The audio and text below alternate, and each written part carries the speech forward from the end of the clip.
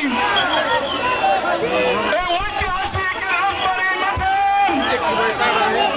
ঐতিহাসিক জনসভার সভাপতি গাজীপুর জেলা বিএনপির আহ্বায়ক